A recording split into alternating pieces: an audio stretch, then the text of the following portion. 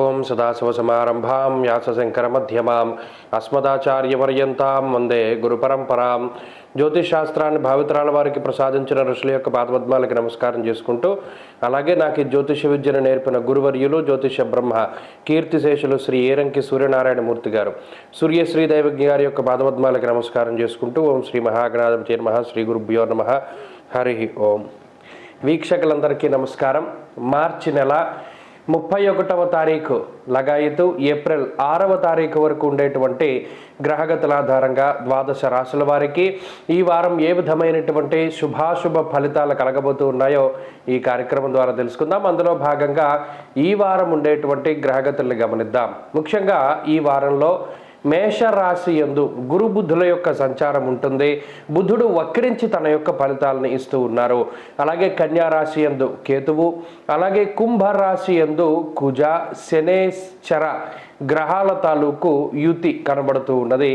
మీనరాశి యందు రాహువు, శుక్రగ్రహము, ఈ రెండు గ్రహాలతో పాటుగా రవిగ్రహం కూడా సంచారం చేస్తూ ఉన్నారు. అలాగే చంద్రుడు ఈ వారంలో వృశ్చికం, ధనస్సు, మకర, కుంభరాశుల్లో ఆయన సంచారం చేయబోతూ ఉన్నారు. ఇటువంటి పరిస్థితుల్లో ద్వాదశ రాశుల వారికి ఈ వారం ఏ విధమైనటువంటి శుభాశుభ ఫలితాలు కలగబోతున్నా తెలుసుకుందాం. అందులో భాగంగా మొదటిది మేషరాశి. ధనురాశి వారికి ఈ వారంలో సాధారణమైనటువంటి గ్రహ సంపత్తి గోచరిస్తూ ఉన్నది. ప్రత్యేకించి తృతీయ స్థానంలో ఉన్నటువంటి శని, కుజులు అద్భుతమైనటువంటి ఫలితాలకి కారకులు. చతుర్థ స్థానంలో శుక్రుడు, పంచమంలో బుధుడు, చంద్రగ్రహం, అలాగే పంచమంలో గురుడు కూడా యోగిస్తూ ఉన్నారు.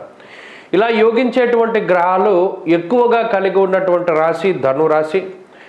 అయితే దీనివల్ల మానసిక ధైర్యం ఏర్పడుతూ ఉంటుంది. మనసు రాయిలా మారుతూ ఉంటుంది.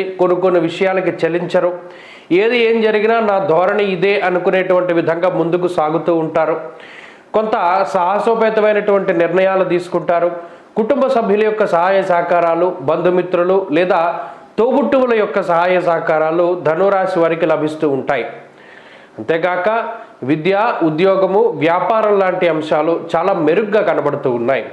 ప్రత్యేకించి ఈ వారంలో చతుర్థ స్థానంలో ఉన్నటువంటి శుక్రుడు నూతన గృహప్రవేశాన్ని చేసేలా చేస్తారు. కొత్త ఇంట్లోకి మారడం, కొత్త వాహనాలు, కొత్త వస్తువులు, వస్త్రాలు, సుగంధ ద్రవ్యాలు ఇటువంటి వాటిని కొనుగోలు చేసేటువంటి పరిస్థితులు, బంగారు ఆభరణాలను కొనుగోలు చేసేటువంటి పరిస్థితులకి ఈ గ్రహస్థితి కారణమవుతూ ఉంటుంది.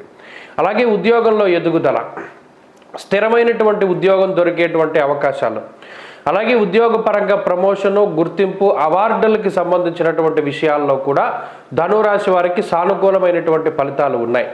వ్యాపార పరంగా భాగస్వామ్య వ్యాపారాలు కానీ, వంశపారంపర్య వ్యాపారాలు కానీ, లేదా మీకు మీరుగా చేసేటువంటి వ్యాపారాలు ఇవన్నీ కూడా కలిసి వస్తూ ఉంటాయి. విద్యార్థులకి గ్రహగతులు చాలా అనుకూలంగా గోచరిస్తూ ఉన్నాయి. దూర విద్య, విదేశీ విద్య, పోటీ పరీక్షలలో మంచి విజయాన్ని సాధించడానికి అవకాశం ఉంటుంది. ఇక్కడ అర్ధాష్టమ స్థానంలో రవిరాహువుల యొక్క కలయిక ఉన్నది. ఈ ధనురాశి వారికి ఈ కలయిక వల్ల అనుకున్నటువంటి ప్రయాణాలు వాయిదా పడుతూ ఉంటాయి. కొన్ని సందర్భాలలో తండ్రి తరఫు బంధువుల దగ్గర నుండి కొంత మాట పట్టింపులు కానీ, విభేదాలను కానీ ఎదుర్కోవడానికి అవకాశం ఉంటుంది. తల్లిగారి యొక్క ఆరోగ్యం పట్ల ఈ వారంలో కొంత శ్రద్ధ వహిస్తూ ఉండాలి. అలాగే స్త్రీలకు ప్రత్యేకించి ఈ గ్రహస్థితి కొంత మాట పట్టింపులకి అవకాశాన్ని ఇస్తుంది. ఉద్యోగము, వ్యాపారము చేసేటువంటి స్త్రీలలో కొంత ఒత్తిడి అధికంగా ఉంటుంది.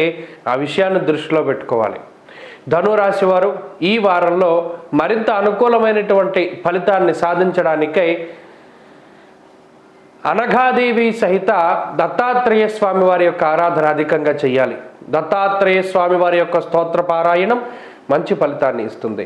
ఈ వారంలో కలిసి వచ్చేటువంటి రోజు శనివారంగా చెప్పవచ్చును. అదృష్ట సంఖ్య 8, అదృష్ట వర్ణము నీలము. తదుపరి మకర రాశి.